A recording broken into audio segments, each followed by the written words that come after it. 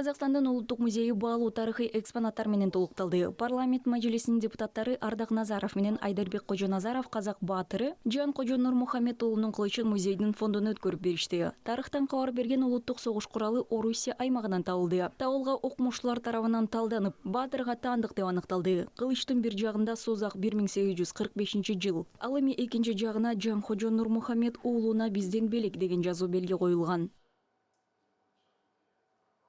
Кейбір ғалымдардың айтуы бойынша, сол Созақта 1845 жылы Кенехан. Окумуштуулардын айтымында Созакта 1845 жылы Кенесары хан баштаган биздин батырларыбыз менен хандарыбыз созактыктарды Кокон хандыгынан бошоткон кезде Кенесары хан аны Жан Кожо баатырга берген деген тарыхта сөздөр бар. Жан Кожо Нурмухамед уулу 1774 жылы туулуп, 1860 жылы көз жумган. 17 жашынан баштап ат минип, элин коргогон. 86 жашында согушта курман болгон.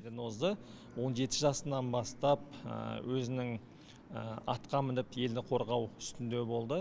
Сол 86 жасында сол шайқастың үстінде қаза тапты. Қазақ құл болмайды деп, осы қылышмен Казактар кул болбосун деп ушул кылыч менен Хива хандыгына, Кокон хандыгына каршы көтөрүлүштөргө чыгышкан. Өзүм дагы Сырдарыяда туулуп өскөн адам болгондон кийин Жан Кожо баатырдын Сырдарыяда бир катар салгылашууларга катышканын билем. Мисалы, ошол мезгилде Жана Корган шаарын Кокон хандыгынан бошотуп чоң ийгиликке жеткен. Корган мысалы қаласын сол кезде Кокон хандығынан босатып үлкен бір сондай жетістіктерге жеткен.